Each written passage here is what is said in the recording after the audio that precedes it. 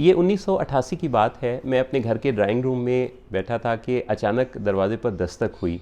पूछने पर मालूम हुआ कि अफ़ज़ाल है, और अफ़ज़ाल ने पूछा कि मैं मोहसिन साहब से मिलना चाहता हूँ।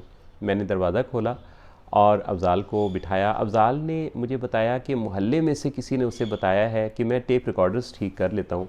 चुनाचे उसका टेप रिकॉर्डर जो ख़राब हो गया है वो मुझसे ठीक करवाने के लिए आया है। मैंने पूछा हुआ क्या? कहता चलते चलते बंद हो गया।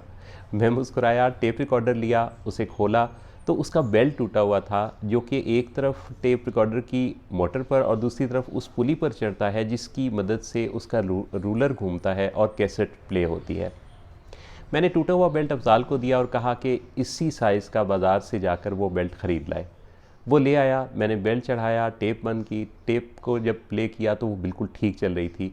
अफ़ज़ाल इस पर बहुत खुश भी था और हैरान भी। अफ़ज़ाल ने तब से मुझे उस्ताद कहना शुरू कर दिया और मेरी उससे बड़ी गहरी दोस्ती हो गई जो आज भी कायम है। मुझे इलेक्ट्रॉनिक्स में बचपन से ही दिलचस्पी थी। 9 साल की एज में जब मैं देख सकता था और मैं रेडियो से अपना काफ़ी शगफ़ रखता था, सुनता होता था नशरियाती इदारे, तो हर चंद दिनों बाद उसके सेल्स ख़त्म हो जाते थे। आप में से शायद कोई जानता हो कि ये 555 एक कंपनी होती थी। मुझे नहीं पता कि अभी उनके सेल्स आते हैं या नहीं, लेकिन ये 555 के छोटे पेंसिल सेल होते थे जो उसमें हम डालते थे। सेल्स के ख़त्म होने का रेशो इतना ज़्यादा था कि जिसकी वजह से मुझे एक दिन ख़्याल आया कि क्यों ना इसमें ख़ुद किफ़ालत हासिल की जाए और इस ख़र्चे को बचाया जाए। चुनांचे मैंने घर पे पड़ी एक तार को एक तरफ शू लगाया और दूसरी तरफ उसकी तार को उसी जगह लगा दिया जहाँ सेल्स बॉक्स था। शू लगाया ही था कि अचानक धमाके की आवाज़ आई और ट्रांजिस्टर उड़ गया। लेकिन मैंने अपने इस तजर्बे से ये सीख लिया कि 220 का वोल्ट का करंट हर चीज़ को बराह रास्त नहीं चाहिए होता, बल्कि उसमें आगे वोल्ट्स की डिवीज़न होती है। मेरी एज 13 साल की थी तो मुझे आई साइट का चैलेंज हुआ, लेकिन मेरी इलेक्ट्रॉनिक्स में दिलचस्पी कायम दायम थी। मुझे टेप रिकॉर्डर्स में बड़ी दिलचस्पी थी और अम्मी और बाबा जी को इसका बखूबी अंदाज़ा था। वो मेरी हर ख्वाहिश पूरी करते थे। मेरे पास कैसेट्स का एक बहुत बड़ा ख़जाना था क्योंकि मेरे नोट्स बनाने का, पढ़ने लिखने का सारा काम टेप रिकॉर्डर पर ही हुआ करता था। अम्मी ने एक कमेटी डाल रखी थी जो कि 25 रुपये माहाना थी। ये कमेटी निकली तो 7 मई 1985 को अम्मी ने नेशनल की एक टेप रिकॉर्डर मुझे 1600 में ख़रीद दी। ये टेप रिकॉर्डर पाके मैं बहुत खुश था और अम्मी भी, क्योंकि अम्मी ने मेरी ख्वाहिश पूरी कर दी थी। कुछ अरसे के बाद इस टेप रिकॉर्डर में जब कोई ख़राबी पैदा हुई तो एक दिन मैंने अपने एक दोस्त की मदद से स्क्रू ड्राइवर, जिसे पेचकस भी कहते हैं, बाज़ार से मंगवाया और ख़ुद ही इसे खोल दिया। खोल कर मैं इसका जायज़ा ले ही रहा था कि अम्मी ने देखा। अम्मी को बहुत फ़िक्र भी हुई और गुस्सा भी आया। कहने लगी कि ये तुमने जो खोल लिया है तो ये तो ख़तरे वाली बात है, इससे कोई ऐसा ना हो कि कोई मसला पैदा हो जाए। उनको ख़तरा था कि कोई करंट या ऐसी कोई चीज़ ना लगे, और दूसरा वो ये चाहती थी कि ये मेरा काम नहीं है तो ये बाज़ार से करवाया जाए। खैर, मैंने अपनी समझ-बूझ के मुताबिक उसके जो प्रॉब्लम था उसको रूल आउट कर लिया। वो एक स्प्रिंग था जो उतरा हुआ था, जो मैंने चढ़ा दिया और टेप ठीक हो गया। इस बात से अम्मी को बड़ी हैरानी भी हुई और खुशी भी, और फिर यूँ होने लगा कि जो भी हमारे घर कोई मेहमान आते, अम्मी और बाबा जी उन्हें बड़े फ़ख्र से बताते कि हमारा बेटा तो टेप रिकॉर्डर भी बग़ैर देखे ठीक कर लेता है।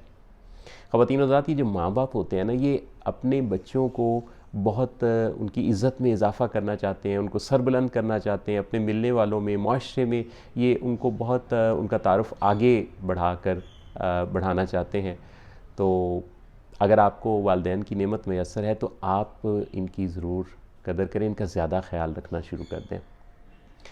अम्मी का मुझ पर ट्रस्ट इस तजर्बे के बाद इस कदर अच्छा हुआ कि घर में जब कभी भी कोई शू किसी चीज़ का ख़राब होता, जैसे कोई इस्त्री या वॉशिंग मशीन या कोई और, तो अम्मी को ये पूरा भरोसा था कि मैं ये कर सकता हूँ, तो वो मुझसे ही वो शू तब्दील करवाती थीं।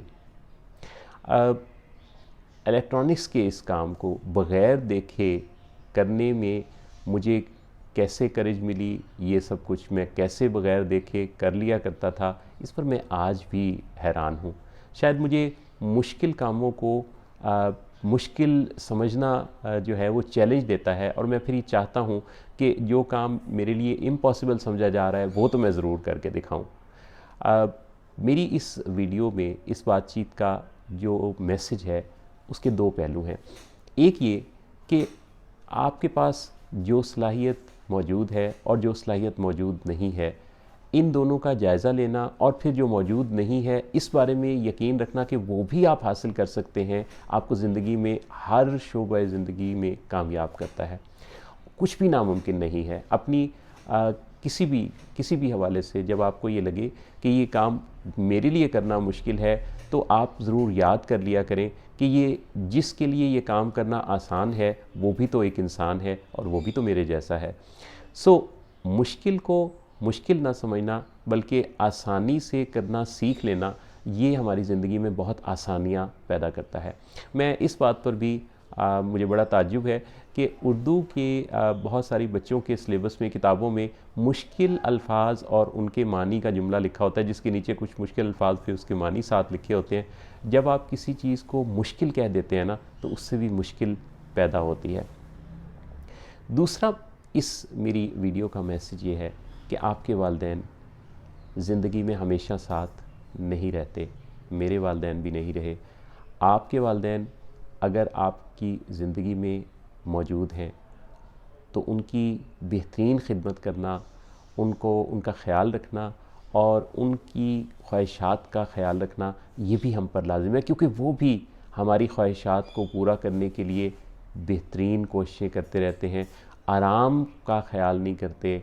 अपनी बेहतरीन सरमायाकारी जो है वो हमारी ख्वाहिशात के पूरा करने पर करते हैं। इससे उन्हें सुकून मिलता है। चुनांचे हमारा सुकून भी उनकी खुशियों के साथ, उनकी ख्वाहिशात के पूरा करने के साथ ज़रूर जुड़ना चाहिए। इसमें आपके लिए और हम सब के लिए रूहानी तक़वियत है। मेरी दिली दुआ है अल्लाह रब्बुल इज़्ज़त आपको बेहतरीन खुशियों से नवाजे, हर रिश्ते को सलामती अता करे और आप हर मुश्किल को मुश्किल न समझें, आसानी से उसे कर गुज़रें और करते चले जाने की सलाहियत को ना सिर्फ हासिल करें बल्कि उसको एंजॉय करना शुरू कर दें। अल्लाह आप सबका हामी नासिर हो।